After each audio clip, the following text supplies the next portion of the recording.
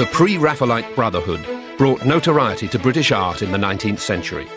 Bursting into the spotlight in the mid-century, they shocked their peers with a new kind of radical art. This programme explores the origins of the Brotherhood, their initial achievements, and the centuries of dogma their paintings overturned.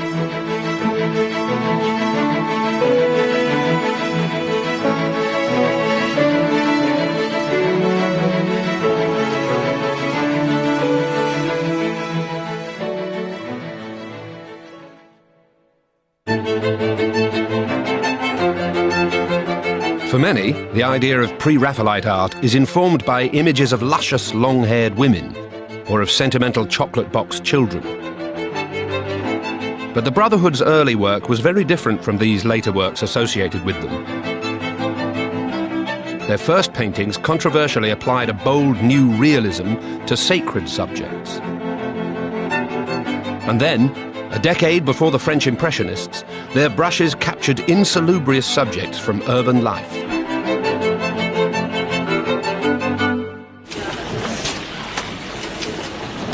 Such was the outrage that their work caused, one eminent Victorian dedicated the front page of his magazine to the venting of his disgust. You behold the interior of a carpenter's shop. In the foreground of that carpenter's shop is a hideous, wry-necked, blubbering, red-headed boy in a bedgown who appears to have received a poke in the hand from the stick of another boy with whom he has been playing in an adjacent gutter, and to be holding it up for the contemplation of a kneeling woman so horrible in her ugliness that you would stand out from the rest of the company as a monster in the vilest cabaret in France or the lowest gin shop in England.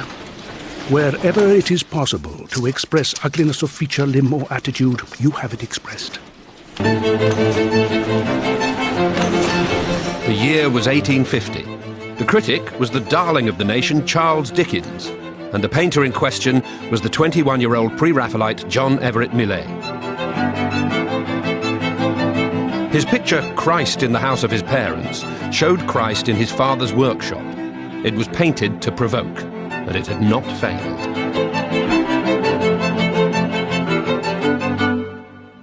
They were all very young, still only about 20, and they wanted to make their mark. You know, they wanted it all. Fame, riches, girls, whatever they could get. And what they wanted was revolution. The Brotherhood was founded in 1848, when revolution of a different kind was spreading across Europe, and Karl Marx published his Communist Manifesto. Fired by the political turmoil around them, John Everett Millais and two fellow students at the prestigious Royal Academy School, William Holman Hunt, then aged 21, and Dante Gabriel Rossetti, 20, decided to overturn British art.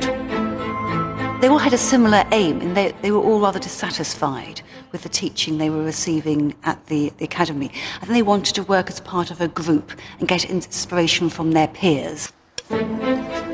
They all agreed that during the early 19th century, British art had become lazy, predictable and boring. So they sympathised with the art scholar John Ruskin when he complained of the eternal brown cows in ditches, and white sails in squalls, and sliced lemons in sauces, and foolish faces in simpers.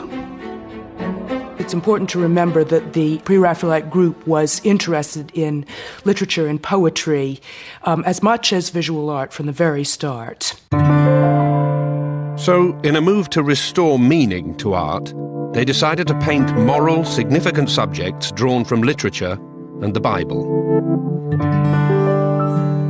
And they reversed the sterile academic tradition they had all been encouraged to emulate at the Royal Academy of form, colour and composition as embodied in the work of the 16th century artist Raphael.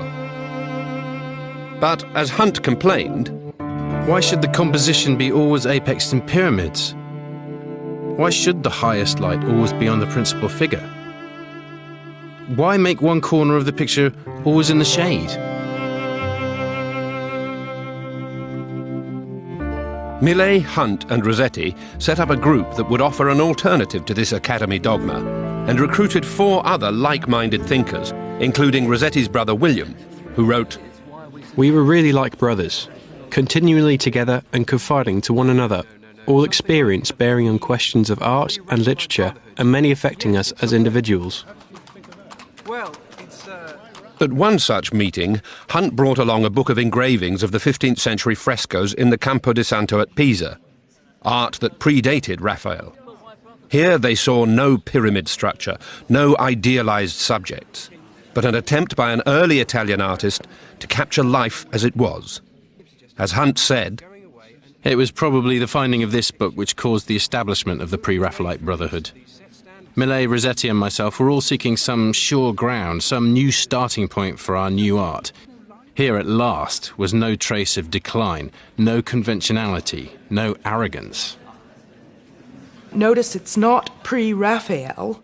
The word is actually Pre-Raphaelite, so it means before the Raphaelites or the followers of Raphael. Now the idea here is that Raphael himself was a great artist of the High Renaissance just after the year 1500, but that his style had got conventionalized, made into a formula by his students and the next generations after that. Those are the Raphaelites, the followers, the imitators, and that's what the Pre-Raphaelite Brotherhood is completely rejecting. Millais' Christ in the house with his parents marked his attempt to portray a lifelike scene rather than an idealised one. With crisp detail and a composition that brushed away Academy rules, it came as a complete shock to an unsuspecting public. This painting was revolutionary on a number of levels. Firstly, when it appeared in public, it appeared completely audacious because of the way it was composed. It was seen to break all the rules of composing, great paintings. But coupled with that, you have this sort of an audacious realism. This is what was really shocking. And the idea is he's playing fast and loose with sacred imagery, and in doing so, he's really sticking his fingers up at the established way to present religious painting. Millais' audacity is clear when his work is compared to that of one of his contemporaries. J.R. Herbert's picture of the same subject follows the Royal Academy's expectations with two simple groupings, Joseph and Mary on the right, and an angelic-faced Jesus isolated against the background on the left. Millais, by contrast, was far less saccharine.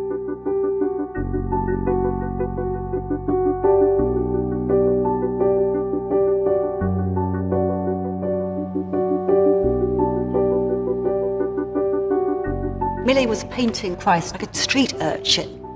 And I think what was also audacious was the attention to different body parts of the figures, rather than as in the Herbert painting, the faces being smooth, idealised, with no wrinkles or blemishes. Here you have sort of Joseph with his sunburnt hands, his veins protruding, his broken, dirty toenails. The figure of Christ, too, you can see how his nails haven't been sort of cut. Mary, the veins in her hands, the swollen hands of St. Anne, as there'd be in a woman of that particular age. The blood actually looks real and visceral. To get the sheep, making them look vivid in the background, he obtained sheep heads from a butcher's. So it was this real attention on all those areas you would normally edit out of a painting. The fact Millais has made a point of making them quite clear and apparent to the viewer, that was considered to be really audacious and shocking, quite blasphemous in a way. How dare you treat Jesus, or Christ, like that? Shocking, too, were the technical aspects of Millais' work. The forensic detail of Millais' brushstrokes on the fur on John the Baptist's covering, in which every hair is separately shown, was unprecedented. The public were unused to this literal style.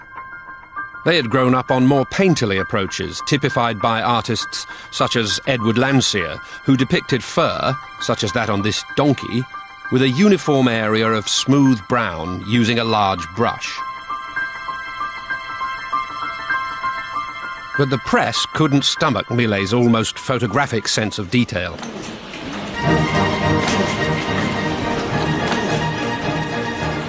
The attempt to associate the Holy Family with no conceivable omission of misery, of dirt, and even disease is disgusting. Such criticism was a novelty for Millais. He was the youngest ever student to enter the Royal Academy School at the age of 11 and became their star pupil. His affront to the institution that had nurtured him was therefore all the more shocking. Wanting to know what all the fuss was about, Queen Victoria sent to have the painting brought from the walls of the RA. "I hope it will not have any bad effect on her mind," Millais joked. 22-year-old William Holman Hunt had entered the academy after hard graft. From a trade background, he had faced parental opposition to his decision to be an artist. But in the same year as Millais' carpenter's shop, he exhibited an equally radical painting of early Roman missionaries converting a British family to Christianity. Critics were equally damning. What had Mr. Hunt eaten for his supper when these incongruities came into his head? The British grapes have had their effect on both the missionaries, who seem to have suffered quite as much from this mistaken hospitality as from the Druids. We hope they had something better than British brandy to counteract the effect. We have lingered too long over this frantic trash. Hunt, instead of using the traditional academy space, which involves having a sort of pyramid of a people with the most important person in the middle, sort of set slightly back into the canvas, he brings everything a long way forward, like a Roman piece of relief sculpture, which makes the painting modern in that you get this incredible intimacy. You feel incredibly part of the scene.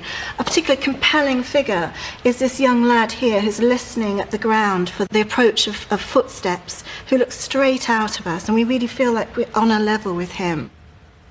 At the same time, he uses the trick of 15th century paintings of dividing space up and having little apertures with secondary scenes in them to make the contrast between the mob and family, and to suggest perhaps another stage in this missionary's life, to suggest the danger that he might be in. This is one of my favourite passages in a painting by Hunt, where the water dribbles down and stains the earth and catches the light at the end. So you'll notice that the water stains the red earth, so it begins to take the appearance of spilt blood. So we get a suggestion that this missionary will also die. He'll also become a martyr. And most interestingly, here we have the first ever appearance in a Pre-Raphaelite painting of one of their most famous models, Lizzie Siddal, who would eventually appear in many of their paintings. Elizabeth Eleanor Siddal was the daughter of a cutler who had been born in Sheffield. She was the second eldest in a large family. And the story goes that Lizzie was working as a milliner when she was spotted by Walter Deverell, who was a close buddy of the PRBs. I think Lizzie was taken up so enthusiastic because she was enthusiastic about modelling and posing for them and being with them. She obviously entered into the life of the studios very eagerly. The third founding member of the Pre-Raphaelite Brotherhood, Dante Gabriel Rossetti, was the son of a political refugee from Italy. A poet as well as a painter, the Bohemian Rossetti dropped out of the Royal Academy School, choosing instead to study with working painters. In 1850, he exhibited Ecce Ancilla Domini, otherwise known as the Annunciation. One of the PRB principles was not just truth to nature, but to imagine how scenes from the past might actually have been like, to kind of imbue them with a lifelike quality. And so Rossetti is thinking, what could the Annunciation really have been like? The Virgin would not have been in a neoclassical arcade, as she's often depicted in Italian art. So Rossetti's imagining what it was like in Nazareth. So he's drawn her wearing a very simple shift rather than any elaborate costume. What's most striking about the painting is the foreshortening. So the spectator tumbles right into the picture space. There's no foreground distancing the viewer from the scene depicted. Mary's face comes forward to meet us in this very unusual and alarming way. And it sort of abandons, really, the true rules of perspective that artists normally followed, this dramatic foreshortening. And that's way before the post-impressionist challenge to perspective and framing. In addition to that, the Archangel Gabriel is not a winged creature in the traditional manner, but a very corporeal young man who's actually naked underneath his kind of gown. The only way he's depicted as an angel is that he's flying on flames under his feet. And one hand is allaying Mary's fear, and the other is thrusting the lily stem right at her womb, and that's the moment of conception.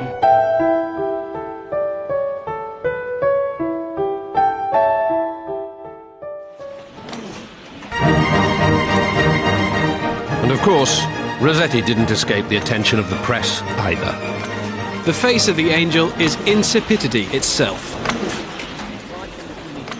As shocking as the art itself was the audacity of these painters forming a coherent self-styled movement. The first instance of artists with a manifesto in British art was met with horror. Their ambition is an unhealthy thirst which seeks notoriety by way of look the eyes, which continues to rage with unabated absurdity among a class of juvenile artists who style themselves the PRP.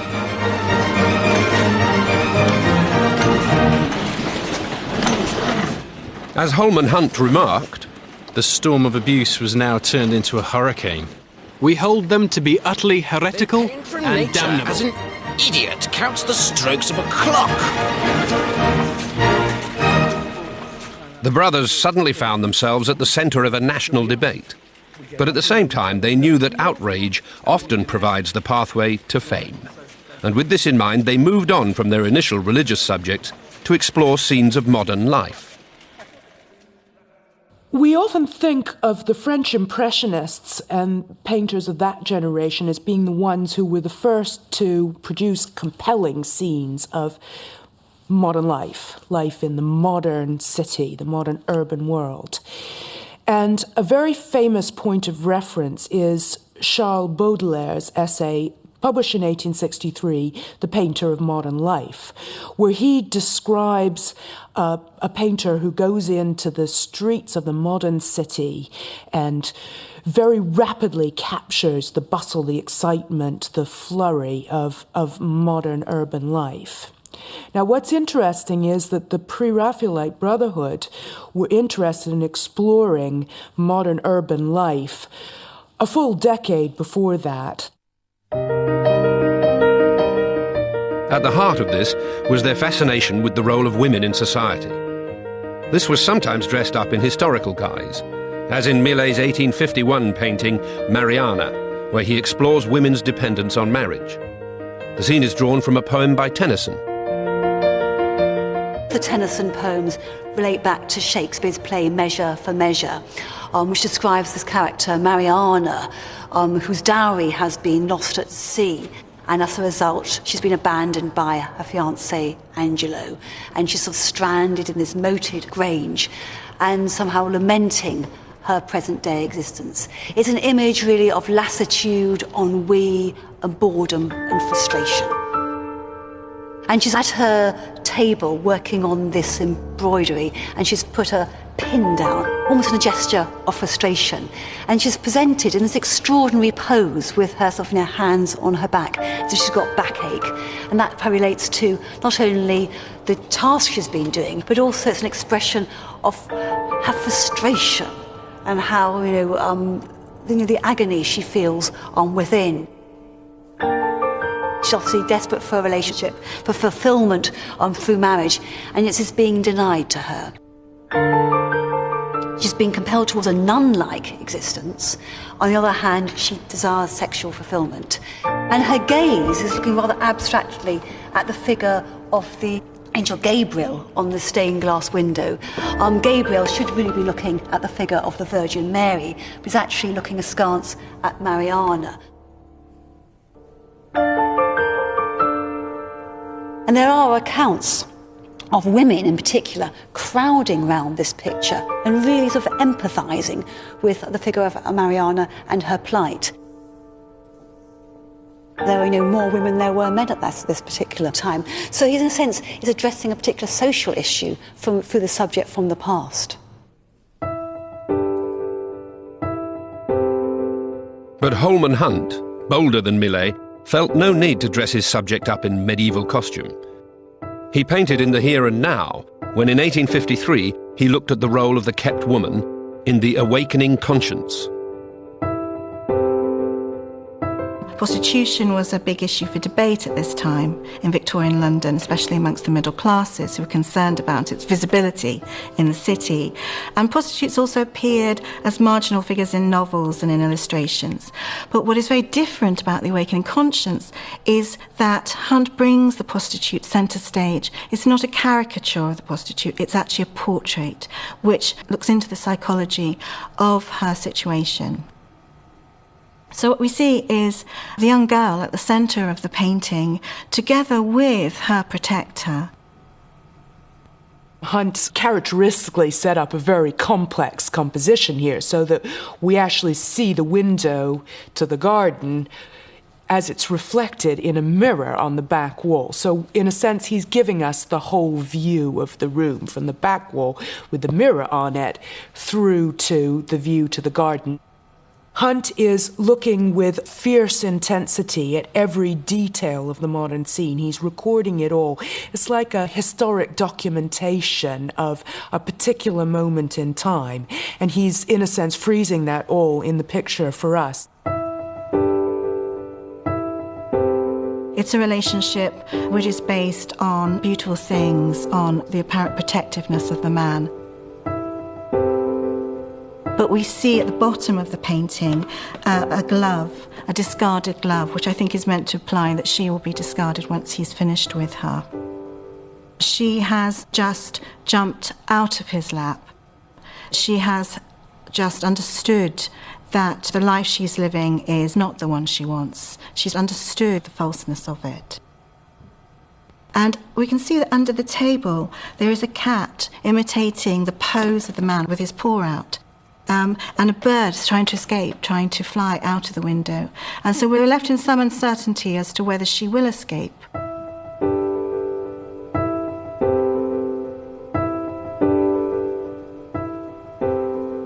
Prostitutes were understood to have a very set future, which involved a slow degradation and very often suicide.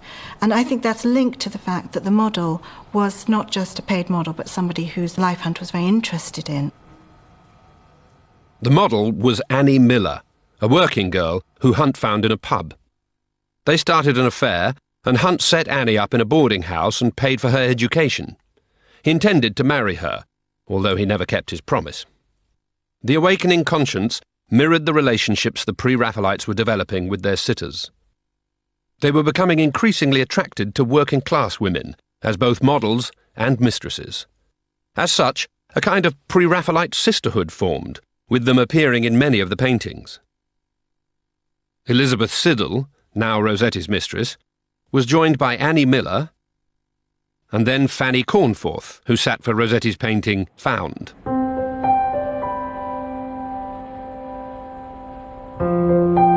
She's generally identified as a prostitute, but she's probably better described as a good-time girl. She was willing to go with any man who she fancied to supper rooms and dance halls.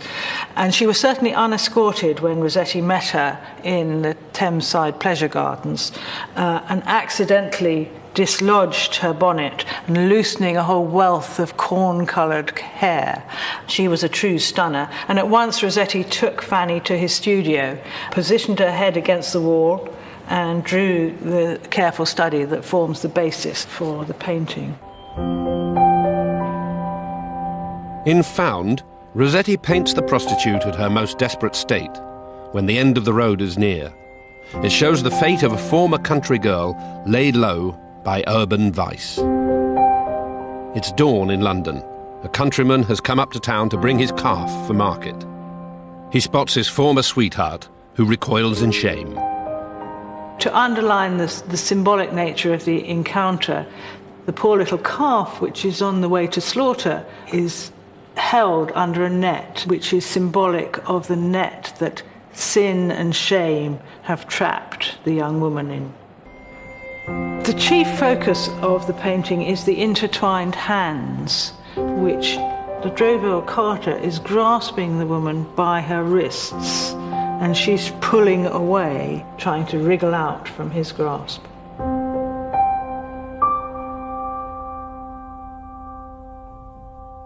Rossetti would continue to work on Found over many years, but eventually set it aside, unfinished.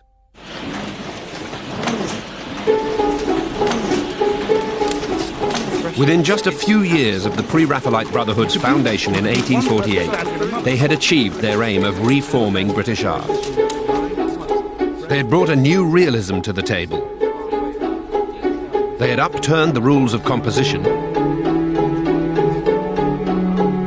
They introduced new painting techniques and new subject matters. But they were still critically damned, and they faced a bleak future.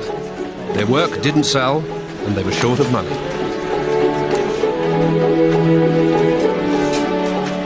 But then an unexpected saviour came along.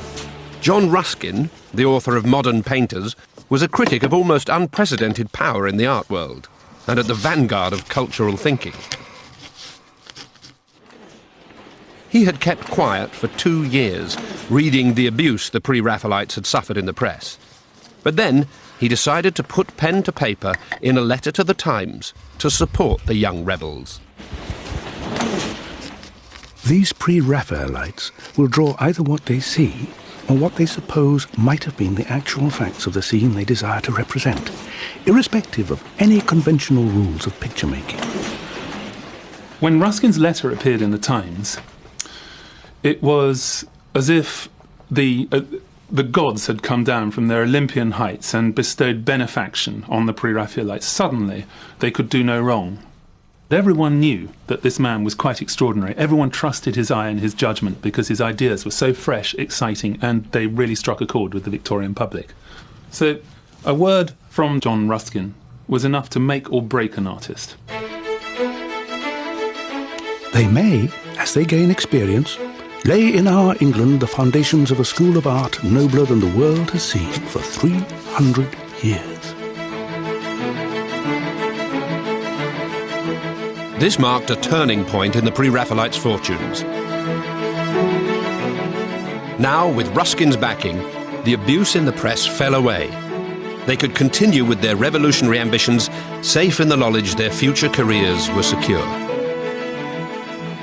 Despite all the hardships, the Pre-Raphaelite Brotherhood had finally won the battle. British art would never be the same again.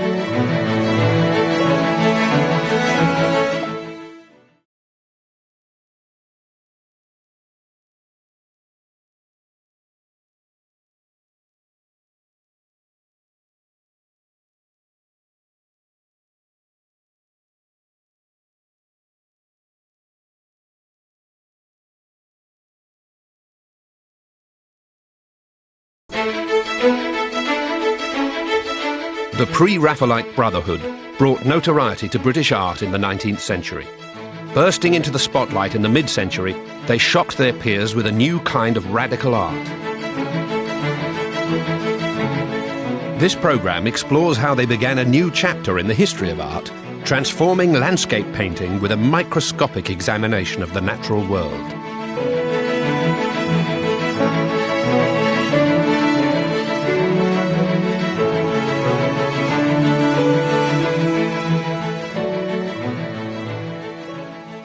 I think all artists working at this time would have been aware of natural history. So it was important that their paintings did reflect something of this interest and this curiosity about the natural world and wanting to understand it. The idea of painting the landscape as it really is, with a kind of scientific fidelity, was at the heart of this.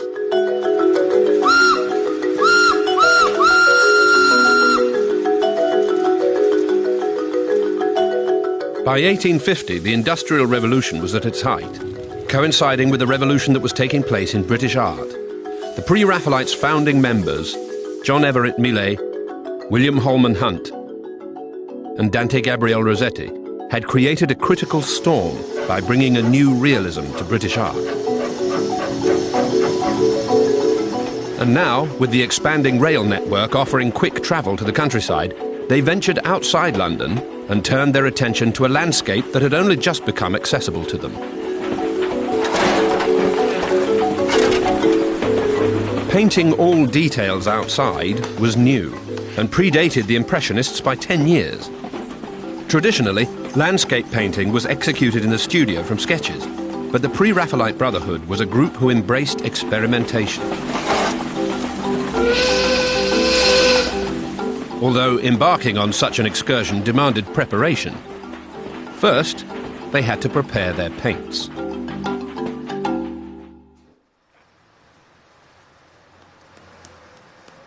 Powdered coloured pigments were ground with a glass muller, then mixed together with an oil-based matter.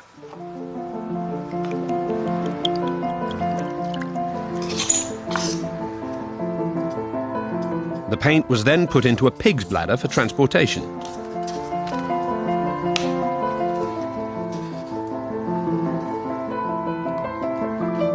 They would then have to find protection against any inclement weather conditions.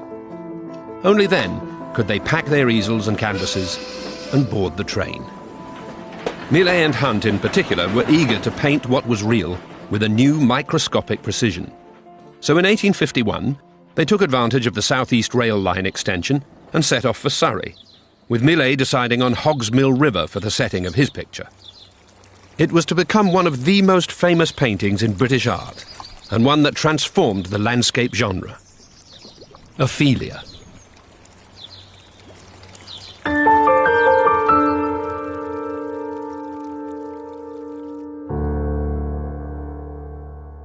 It's based on Shakespeare's play Hamlet, on the scene where Gertrude, Queen Gertrude, describes the tragic death of Ophelia. Ophelia is Hamlet's betrothed. She's been rejected by him, and after the death of Polonius, her father, she's been driven out of her mind. And it shows her sort of pathetic and tragic death when she's singing songs, gathering flowers, slips into a brook, and is dragged by the weight of her garments underneath the waters to her murky depth.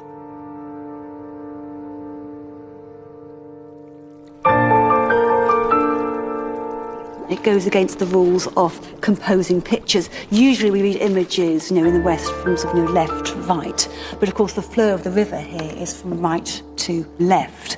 So he's actually doing something sort of quite counterintuitive in a way, and perhaps in doing so, he's inviting us to look at this image as being a very disturbing image, which indeed it is. He was the first artist to actually show Ophelia in the process of drowning.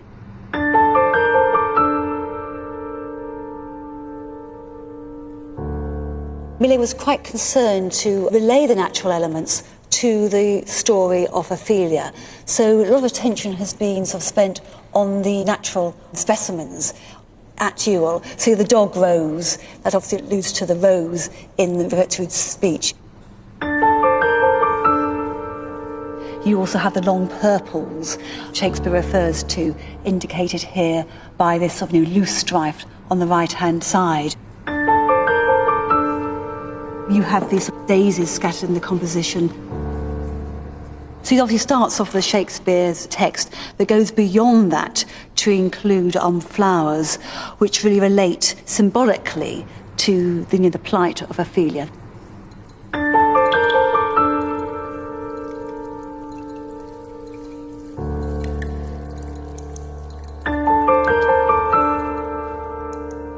Professor of botany thought it was better to teach botany to his students from Millais' painting of Ophelia than it was on taking them on a field trip into the country. He was so accurate and precise was his depiction of these natural phenomena.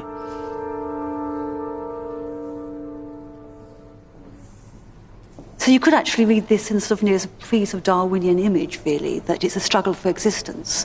All these plants here are struggling for survival on this riverbank. Ophelia is one of these specimens, but being the weaker of the species, she is doomed to die rather than survive. So he's obviously looking at sort of human history, even though it's a pre-Darwinian image.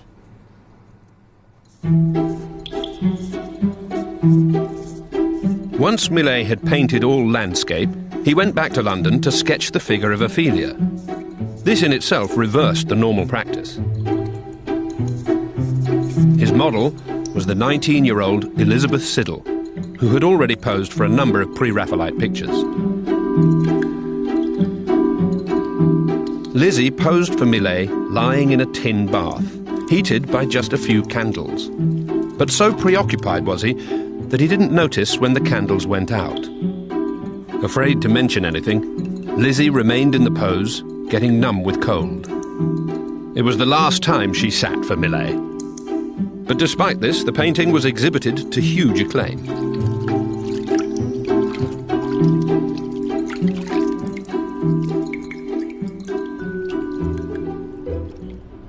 Ophelia is a really important painting for Millais because it really marks the breaking point from being a sort of enfant terrible, someone who's desecrated by the critics, the subject of opprobrium.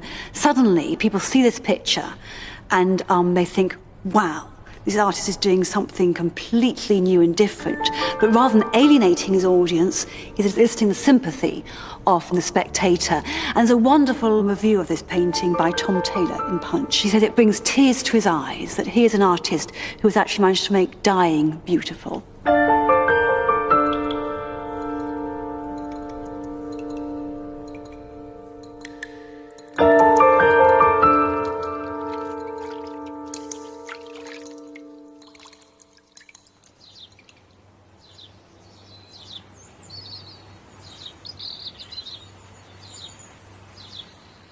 Just as Millais was examining the landscape with the eye of a camera, William Holman Hunt was also applying his own detailed vision of the natural world in a field close by, painting The Hireling Shepherd.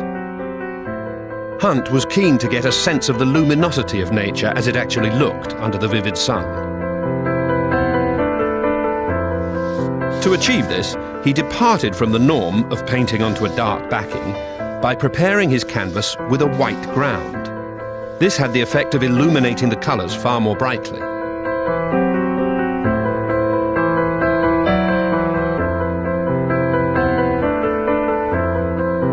He would then use a very fine brush, more like a watercolour brush, to paint the minute detail. Every blade of grass, each eyelash. Such precision would often mean only an inch of canvas could be completed in a day.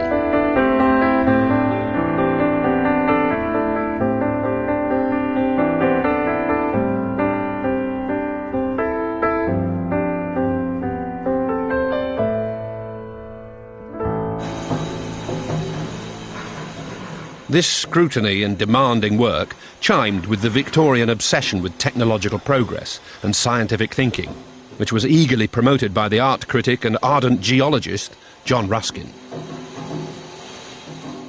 Ruskin said quite simply that you should go to nature in all singleness of heart, rejecting nothing, selecting nothing, and believing always in the truth. So the idea of painting the landscape as it really is, with a kind of scientific fidelity, was at the heart of this.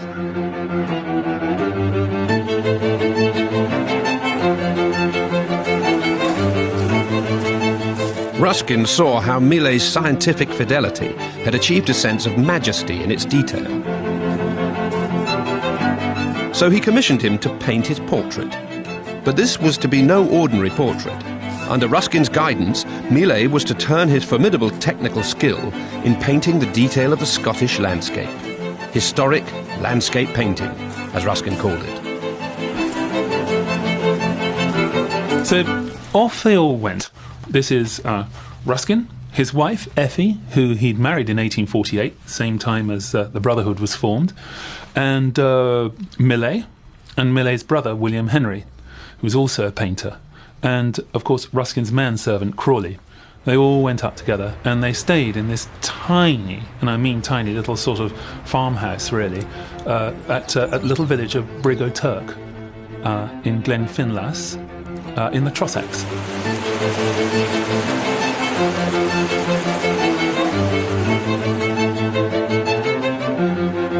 At Brigo-Turk, Ruskin and Millais found the perfect site. At the bottom of a steep ravine, a stream ran over some ancient rocks. The view had no horizon.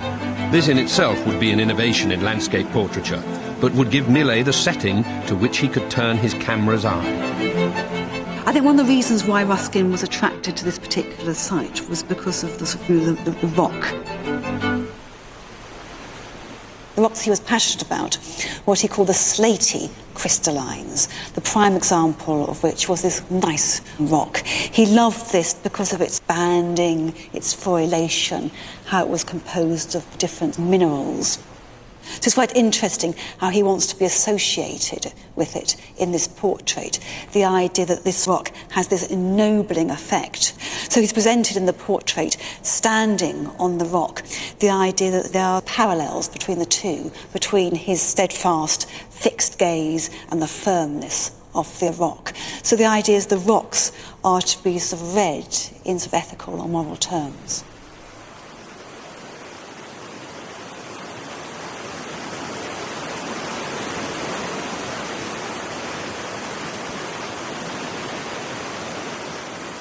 And whilst Millais painted the details of the landscape, Ruskin, a very fine draftsman and watercolour artist in his own right, sketched the rock in the background of the portrait, keeping a watchful eye on what Millais was doing.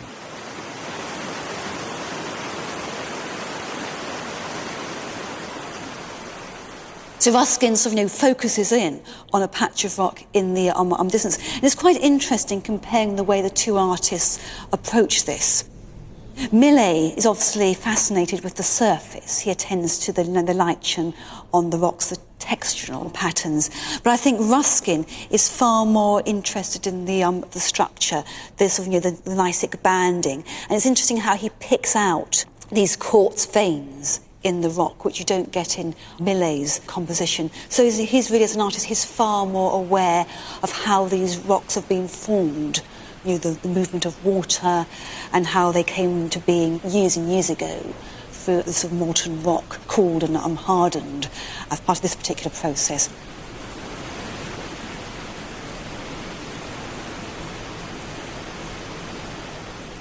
Ruskin was very keen on this portrait. He obviously saw it as being a collaborative process. He was instructing Millais in geology, and in turn, Millais was instructing him about painting out of doors. The relationship between Millais and Ruskin was not the only one developing during this painting holiday. Whilst living together in the confined space of the little cottage, Millais discovered he was falling in love with Ruskin's wife, Effie. When she revealed that despite 5 years of marriage, she was still a virgin, Millais, at first shocked, began to see an opportunity for them to be together, evident in some of his sketches of the time.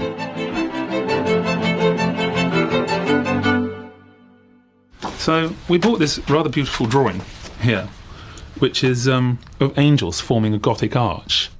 And of course they're Effie. We took the back off that drawing to get it conserved. And on the back, hidden since the 1850s, was that. Instead of two angels, are Millais and Effie caressing. I suppose it's wishful thinking, but it's very beautiful. Well, not so wishful. A year after the Scottish trip, Effie attained an annulment to her marriage on the grounds of non-consummation with Ruskin. And in 1855, she married Millais. And the relationship between Ruskin and Millais, that also changed, really. Millais couldn't stand the sight of him, and he couldn't understand why Ruskin was almost supine in the face of all these accusations. The only spark that Ruskin showed was when the marriage was being annulled. He offered to prove to the court, bizarrely, his manhood. And it's very difficult to imagine how he could have done that. But he offered it. I have no idea. It would have been fascinating if the judge had said, yes, Ruskin, I think you really should.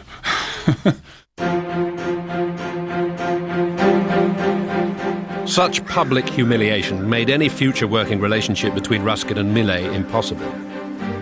So Ruskin, perhaps for spite, diverted his patronage to the third founder of the Pre-Raphaelite Brotherhood, Dante Gabriel Rossetti. Ruskin was much taken with Rossetti's watercolour, the first anniversary of the death of Beatrice, Dante drawing the Angel, painted in 1853. Rossetti's interests were diverging from those of his fellow brothers. While they were pursuing realism, the earlier Pre-Raphaelite interest in medievalism was dominating his work. Ruskin offered Rossetti first refusal on all his works, which freed him from the need to exhibit. He also offered Rossetti's mistress, the Pre-Raphaelite model Lizzie Siddal, featured in Dante drawing an Angel, an annual income in support of her own ambitions to become an artist. Elizabeth Siddal was just over a year younger than Rossetti, so she had been working, I think, in the fashion trades for quite a few years before she became the PRB's sort of favourite model. And she posed for a whole sequence of paintings by other members of the group.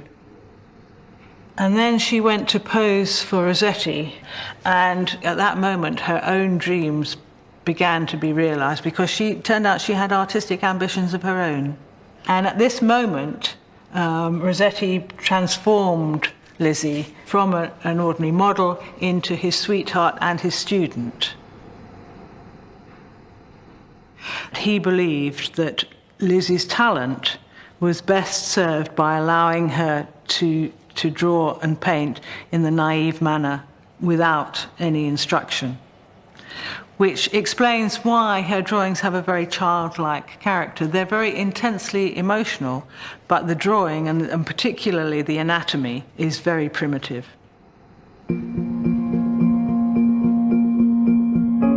And whilst Rossetti and Lizzie explored the medieval fantasy world, the other members of the Pre-Raphaelites continued with their fascination of the burgeoning sciences of Victorian Britain. I think all artists working at this time would have been aware of natural history. And with the text they would have been aware of would have been Charles Lyell's Principles of Geology, which was widely read, and was really a wonderful survey of geological formations and structures in the British Isles. And I think they wanted to be part of that culture. They were modern British artists after all. They were painting for a contemporary audience. So it was important that their paintings did reflect something of this interest and this sort of curiosity about the natural world and wanting to understand it.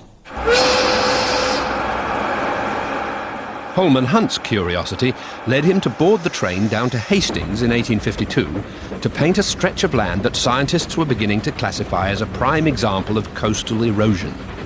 He showed it in his painting Our English Coasts, or Lost Sheep, as it's also known.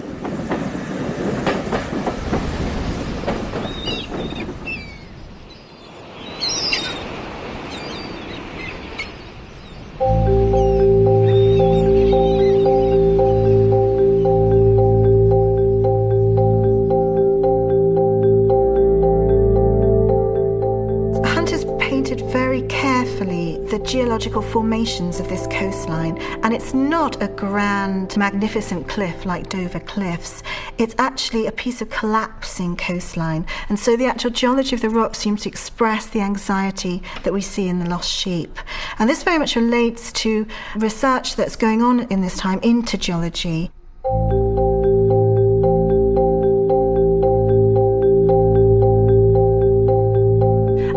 Coast depicts these extraordinary cliffs at Coffers Bay near Hastings and assembles sheep at the very brink of these cliffs as a metaphor for what is going on in Britain at this time.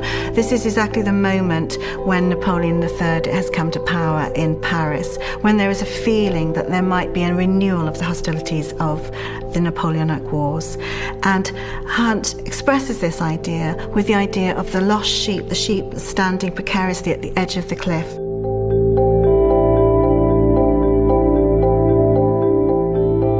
And Hunt stresses the modernity of that scene with the tiny little steamship which travels across the horizon in the background. So that he turns the landscape, with all the extraordinary detail of the landscape, into a much richer picture that becomes a kind of condition of England picture. We see one sheep here who's caught in the brambles and who looks straight at us in a kind of appealing way, very typical technique of Hunt to get us involved in the painting. We see the shadows, a blue shadow lengthening across the green fields in the background in a slightly ominous manner. The painting is painted at the end of the day to add to the atmosphere. We can even see the light coming through the sheep's ear.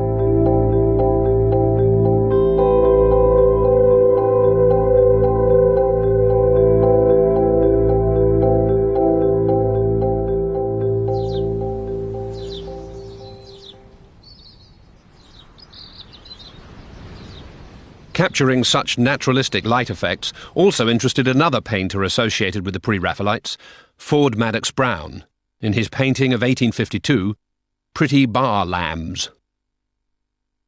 So he takes up some of the Pre-Raphaelite ideas about responding to nature, and he applies his own particular interest in light effects.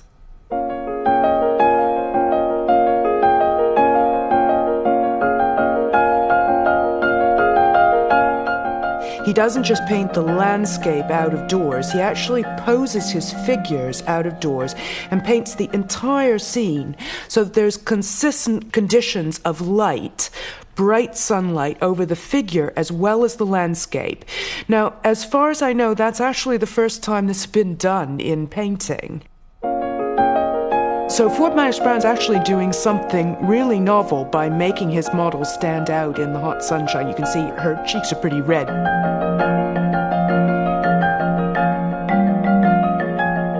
The painting is the first to represent figures in the open air and in the conditions of sunlight that are particular to a specific moment, that is really the middle of the day.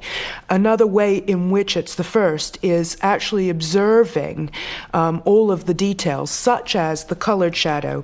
The baby is holding a little sprig of foliage which casts a blue shadow on its white dress. Again, this is an innovation that is definitely observed from nature. Shadows are colored, they're not just dark. He's not painting according to the rules of painting. He's actually painting by fresh, new observation of what's before his eyes. That, I think, is the idea behind it being a new chapter, a new event in the history of art. Ford Madox Brown was slightly older than the other Pre-Raphaelites. He was never a fully fledged member of the Brotherhood, but rather a close associate and supportive elder brother, whose work both inspired and drew inspiration from them. But in contrast to Millais and Hunt, Brown wasn't interested in using the steam train to travel for his landscape painting. He'd much rather stay at home. In 1852, Ford Madox Brown moved to Hampstead, which was then just outside London. And for my money, the most extraordinary Pre-Raphaelite painting of a landscape is the work he completed out of the back window of his lodgings in Hampstead, looking over Hampstead Heath, an English autumn afternoon, begun in 1852, and he worked on it solidly for 3 years. Every single detail that was visible out of that rear window can be seen in this canvas. It completely contravenes every rule in the book. It doesn't look like any landscape painting ever made before. It's panoramic in its scope, but it has no vertical features to disturb that flat horizon. It's also microscopic in its examination of the natural world. It's like a work of science on the one hand, a kind of treatise on the life of North London in 1852, on the natural history of North London. And on the other hand, it's this incredibly evocative and poetic account of the way Madox Brown feels about this landscape as well. He manages to be both deeply objective and deeply subjective at the same time.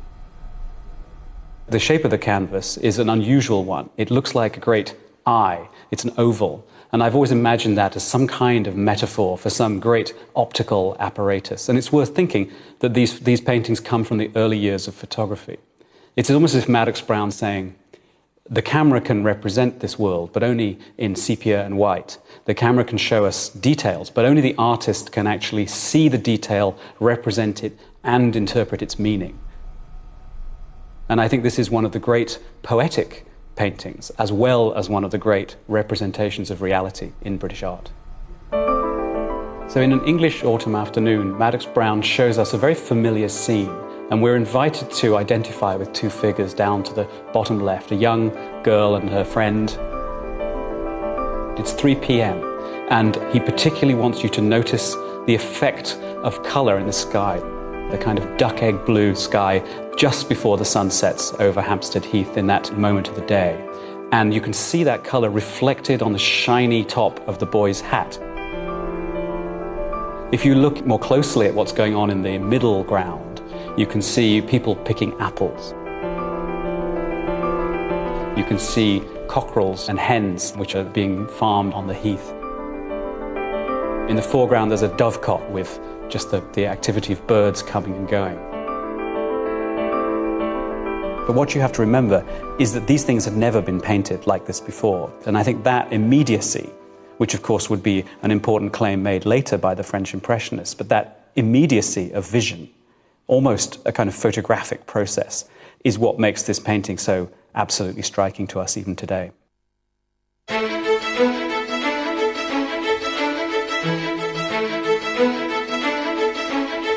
And it was this immediacy of vision, seen in all the Pre-Raphaelite landscape paintings, in the colours, the truth to nature, that made their work admired at home and abroad.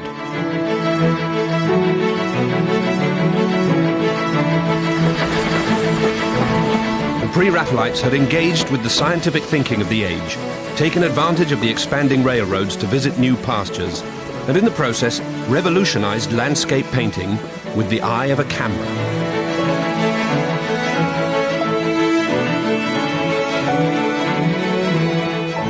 They were all still only in their 20s, but had propelled British art in a new direction.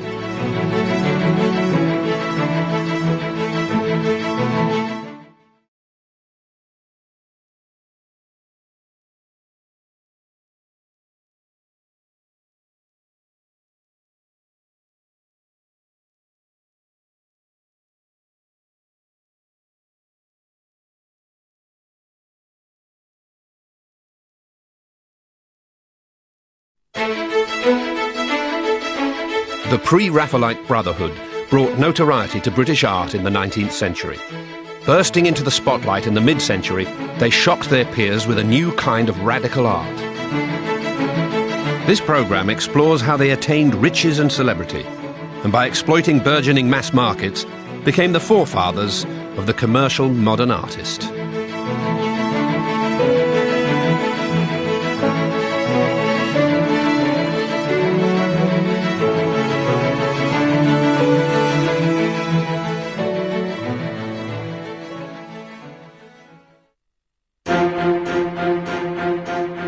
In the mid-19th century, a group of students, Dante Gabriel Rossetti, John Everett Millais, and William Holman Hunt, had shaken up British art. For 5 years, between 1848 and 1853, they had defied convention, applying new realism to religious pictures, taking landscape painting in a new direction by recording nature with photographic detail, and shocking their public by placing controversial modern subjects at the centre of their canvases. But as the 1860s dawned, the Pre-Raphaelites had outgrown the avant-garde and were ready to embrace commercial fame and fortune, with art designed to please the masses. Crucial in moving the group into the mainstream were Victorian entrepreneurs who saw the mass market potential of art. One such business adventurer was art dealer Ernest Gambart, who in May 1866 threw the party of the season in his home in northwest London in honour of a painting for which he had orchestrated celebrity status. The work in question was The Finding of the Saviour in the Temple by William Holman Hunt. Gambart hired a theatrical gaslighting expert to give this star work the limelight treatment it deserved. But then an unsuspecting gentleman lit a match.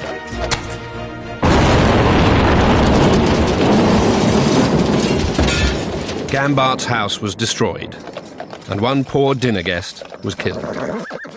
Thankfully for Gambart and the history of art, Hunt's picture was still being hurried across London to the party when the explosion occurred. After all, Gambart had paid £5,500, over £2 million in today's money, for the work.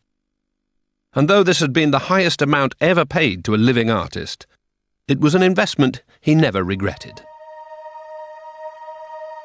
The picture was painted by Hunt when he was on location in Palestine. Its Eastern truthfulness, Gambart sensed, would wow the Victorian public. Hunt went to great lengths to get real rabbis to pose.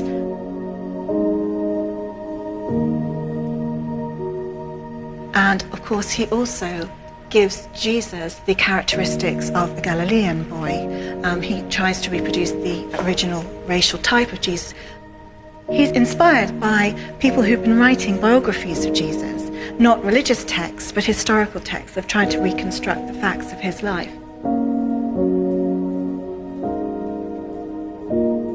And Hunt tries to do this in paint here. So, for example, he shows us the authentic draperies, exotic draperies, particularly of Christ himself. And you can see, although his costume looks purple, when you get close up to it, it's actually a beautiful combination of red and blue stripes with this glorious green trimming here. Hunt shows us an incident from Christ's life when they've come to Jerusalem and the Holy Family have lost their son, but they find him in the temple talking to the Jewish elders there. We see this fantastic view across Jerusalem here, but we also see the grimmer world of the beggar, and of course these two pieces of wood make us think of the crucifixion, which will be Jesus' ultimate fate. Even the background, again, has, typically of Hunt, a little motif which extends the story, the way 15th century paintings extend the story using simultaneous narrative. The painting wasn't finished when Hunt returned to London in 1855. He continued to paint from local Jewish models. He even went to Crystal Palace to paint some more of the exotic architecture, and it wasn't actually until 1860 that it was complete.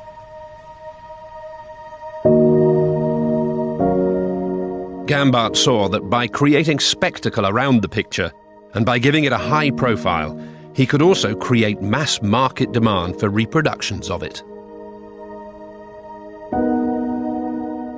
Gambart was an extraordinary man. He was a picture dealer, a very, very good one, perhaps one of the top 3 picture dealers in the country. Gambart devised, with his colleagues, 3 ways of making money out of contemporary art. One was to buy and sell the picture for a profit. Another way was to take the picture on tour. And what you'd do is you'd take it into a hall and then you'd drape it dramatically and light it dramatically, very intensely with gaslight or limelight. And you would have rows of seats and you'd pay a bob, a shilling, to get in and look at this picture. And it was a thing that the middle classes did at weekends and leisure days and in the evenings, in much the same way as we now would go to the cinema. And it was a spectacle. It was kind of the Spielberg of its time to go and see the dramatic new picture by Mr. Hunt. So the third way of making money out of pictures was to make engravings of them.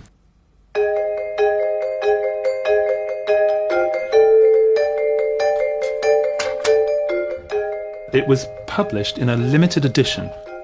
And they all had to be declared to the Print Sellers Association and registered in this book.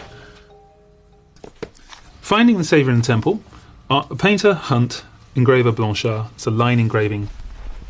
With prints, the earlier you take an impression, the stronger and better it is. So obviously the price reflects that. And the first 1,000 off the plate, they're 15 guineas. Then there's 25 presentation proofs made. Now, these were just for giving to influential people to help sales, like the Queen or Lord so-and-so. And then after that, another 1,000. Slightly later, they were 12 guineas. And then another 1,000, making 3,000 in all, or they were 8 guineas. You just have to do some sums now to figure out how much money that is. I think that Gambart realised at least £50,000 from the venture with this print alone, which translate to, what, £20 million now? It is an astonishingly large sum of money.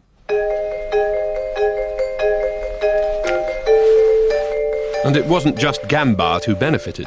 Hunt, too, reaped massive rewards, coinciding as it did with new reproductive techniques which were making quality mass marketing possible for the first time. For instance, you had steel plates. They were either made of steel or you were able to face copper plates with a coating of steel. And this meant that the plate would go on producing good impressions over and over again. So it was quite easy to produce 10,000 impressions. First, the engraver would transfer the drawing to the surface of the plate and etch an outline of the painting. Then, a burin would be used to cut out thin furrows following the sketched lines. Ink was then rubbed into the incised lines, then passed through a rolling press to make the print. So it's important, I think, to stress that the artists saw them as commercial, highly commercial ways of getting their art out to more people and, frankly, making lots of money. And that's what it's all about when it comes down to it. Printmaking has always been a very commercial business, and the Victorians were dab hands at being highly commercial, hard-nosed businessmen. It made Hunt a millionaire in modern terms. It also made him most eligible bachelor in London, as he acknowledged himself. He found it slightly scary, I think, and launched one of the first truly international careers. Fresh from the commercial success of The Finding of the Saviour, Gambart bought the copyright of an earlier work by Hunt, The Light of the World. This would become the most viewed picture in the world and catapult Hunt to even greater fame and fortune, though he could barely have foreseen this when he painted it in 1851. Hunt painted it during the night in a little shelter that he set up in the orchard that we see here. Hunt had been an atheist, so his decision to paint an image of Christ was really a kind of experiment in looking for the spiritual in man.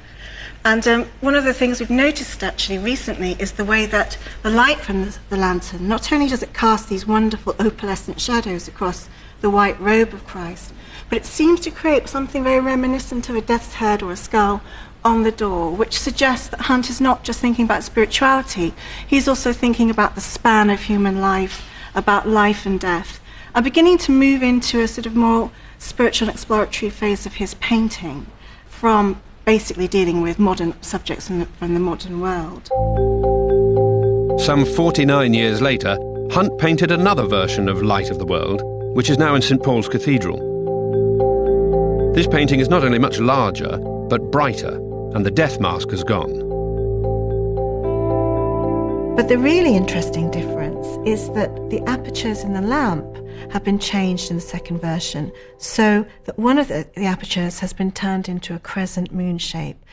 The idea that the painting embraces all different kinds of religious faith, that it is not specifically one denomination.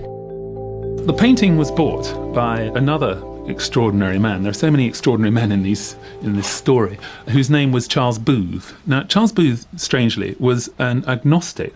He wasn't sure whether he believed or not in God, and so for him to buy this enormous and very celebrated painting of Christ is rather extraordinary. What he did next is even more extraordinary.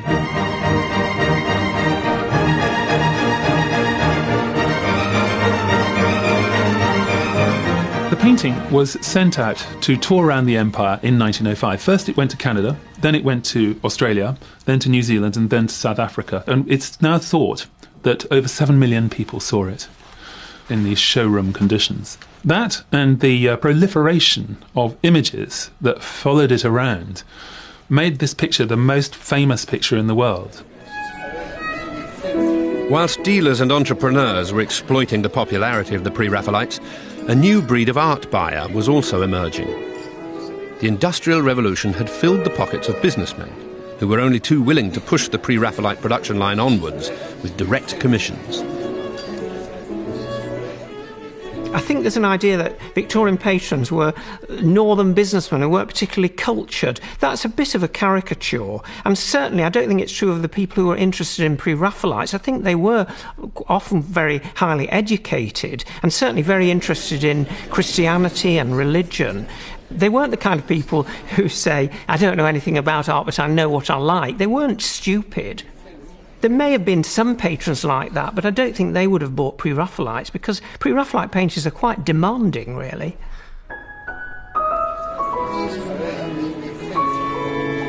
For Dante Gabriel Rossetti in particular, patronage offered him a private market for his work.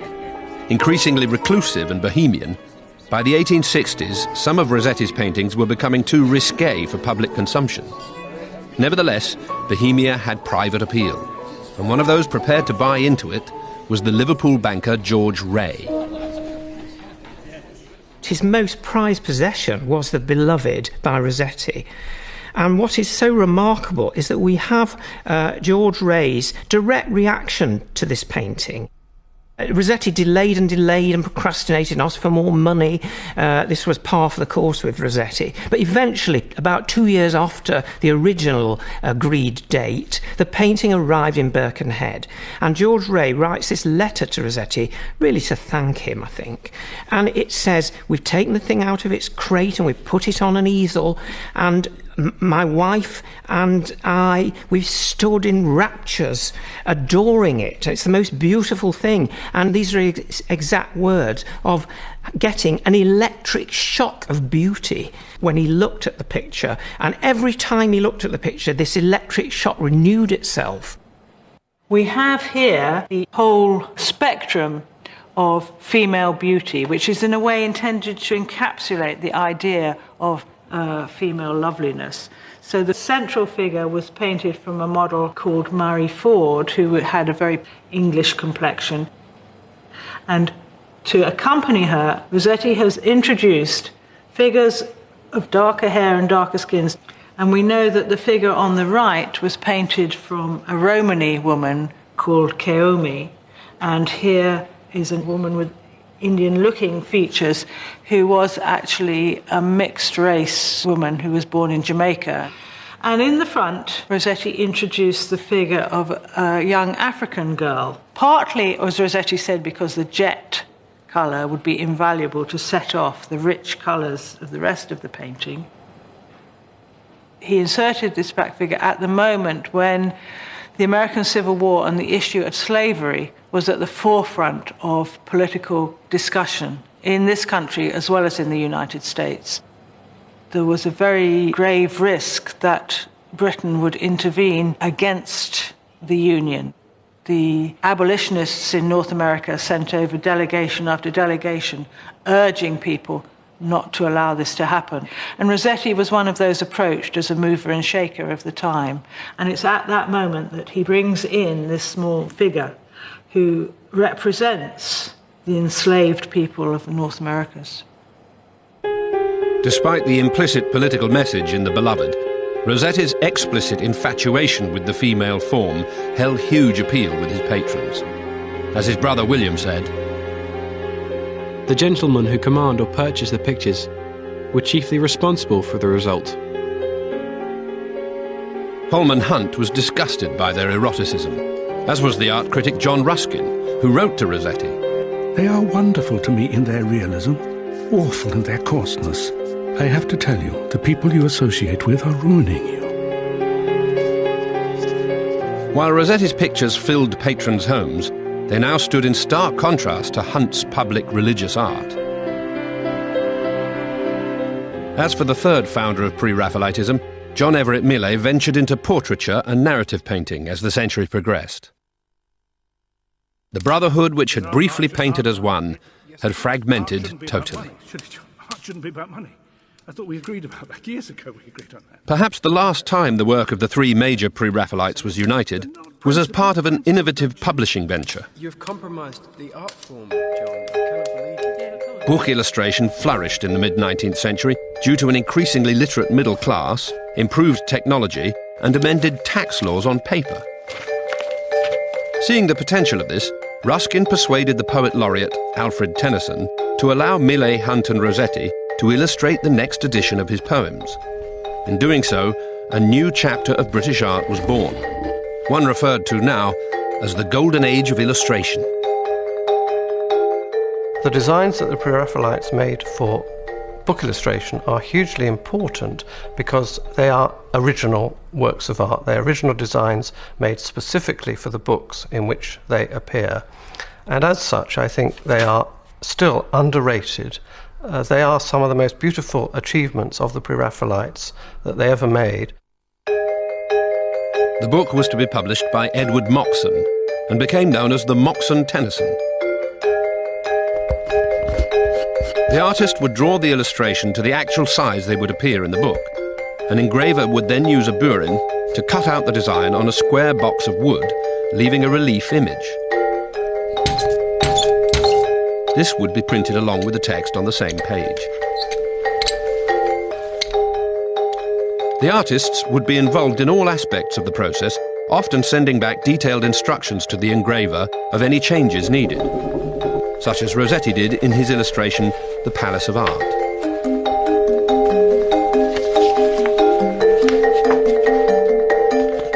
What I've always found complex about it is what point of the poem it's actually illustrating. And the bit I think it is illustrating is this verse. Or in a clear-walled city on the sea, near gilded organ pipes, her hair wound with white roses, slept St. Cecily. An angel looked at her. I think if we look carefully at the engraving, the angel is doing rather more than just looking. He's actually bending to kiss her. And in the front left foreground, you have a soldier eating an apple, holding a spear. In the background, you have the city and a ship. And what is so extraordinary is the detail that's been achieved on a little square of boxwood, and the cross-hatching and the delicacy and the light, the difference of light and shade. And although it's a black and white illustration, to me, it's full of colour. And that is what I think is so remarkable. In the same volume, Holman Hunt continued with his Middle Eastern themes, illustrating recollections of the Arabian Nights.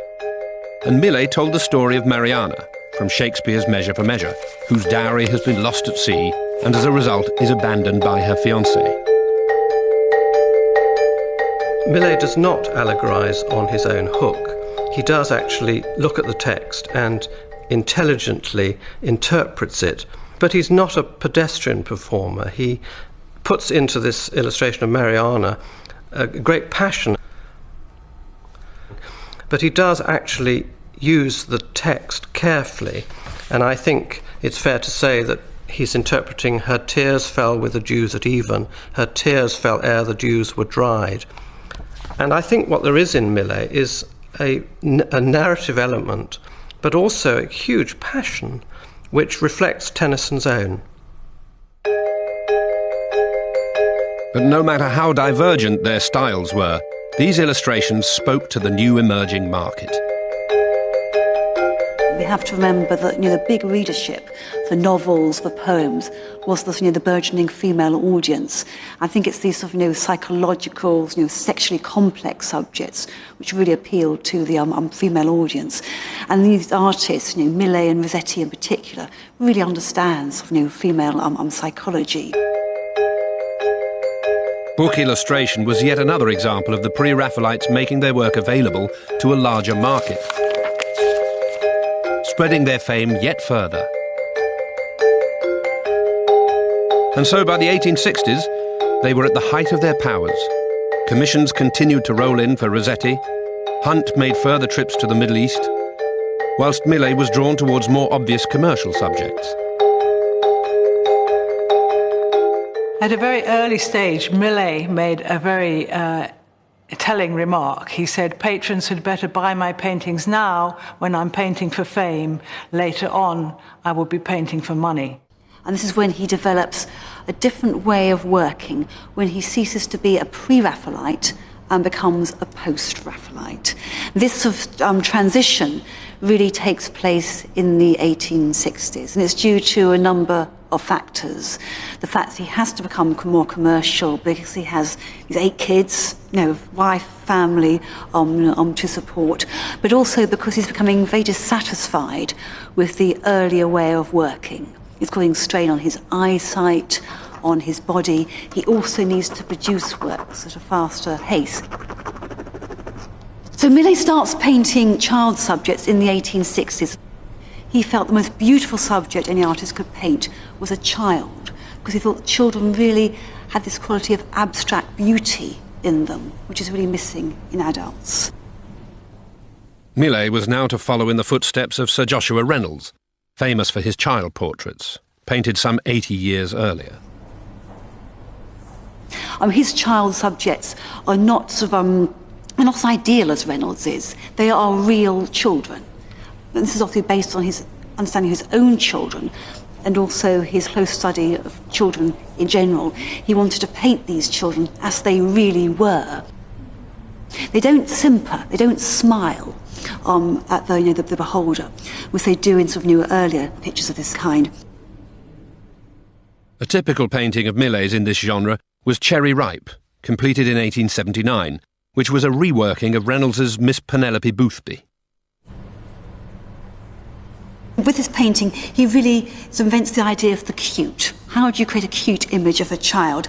It's really by exaggerating the proportion of the head in relationship to the body. So with this mob cap on her head and this sort of long, tresses, and in fact she has no neck, she's a little Miss No Neck, it exaggerates the head in relationship to the rest of her body. And then the wonderful conceit of having her toes turned inwards and one slightly above the other. It's just how children sit and how she's trying to desperately to keep the pose and being a little lady by having her hands clasped in her lap. So it's a wonderful understanding how a child is trying to pose for an adult. It's really for an adult on sensibility. And then he obviously puts this background in, this dark, slightly sinister background with honeysuckle and foxglove.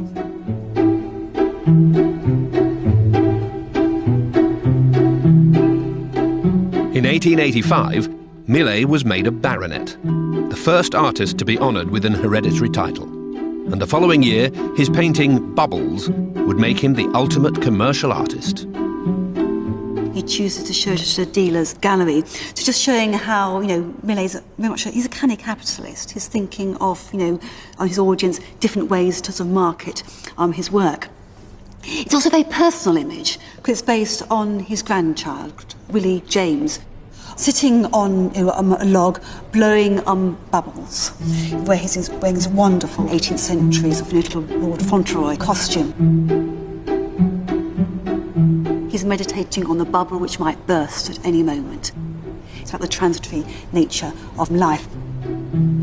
But it only really becomes a sort of internationally famous image when T.J. Barrett, who was the managing director of Pears Soap, alights on this image and thinks of its marketing possibilities.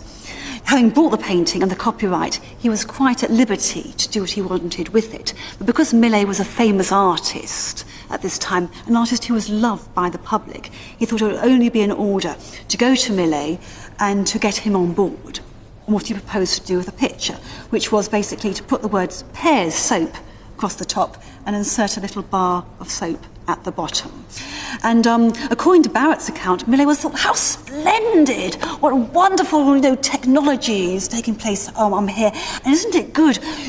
My painting, a very serious painting, with deep meanings in it, will be relayed to a broad audience. It will help educate the masses in matters of art. I'm all behind you. He was pragmatic. He was very candid about the whole matter. And so the painting was turned into an advert for Pears Soap. And of course the meaning changed altogether. Rather than being a philosophical painting, it was really about soap. It's about a bit of merchandise, as a commodity. Bubbles became representative of the ultimate commercialisation of art in the 19th century. Although orchestrated by a manufacturing tycoon, the Pre-Raphaelites themselves always had an eye to commercial opportunities. One of the interesting things about the Pre-Raphaelites is how good they were at self-fashioning, at creating sort of a celebrity persona for themselves. Hunt's adventures in the Holy Land were very important to his painting, but of course they're also very important to his reputation because they gave him this adventurous glamour. They published memoirs in order to sort of build their reputation. So as their reputations built, of course, the value of their paintings also built, and they embraced celebrity alongside the mass culture that they were engaging with. Of course, celebrity goes along with that naturally. So they were very modern in that sense. Modern in the sense that the commercial potential of their work continues to be exploited today. Millais' Ophelia remains the best-selling image in Tate Britain's bookshop, whilst Pre-Raphaelite exhibitions play to packed houses in the UK and abroad. And modern in the sense, too, that their lives continue to fascinate. Rossetti became more of a recluse and eventually lost it on drugs and women. Millais sold out and became part of the establishment, elected to President of the Royal Academy, whilst Hunt, in old age, rallied against the modern art he saw emerging around him. But despite this, there is no denying that in a brief 5-year span after the Brotherhood formed in 1848, they did revolutionise British art, introducing a new form of realism and composition that overturned the principles that had dominated Western art since the Renaissance.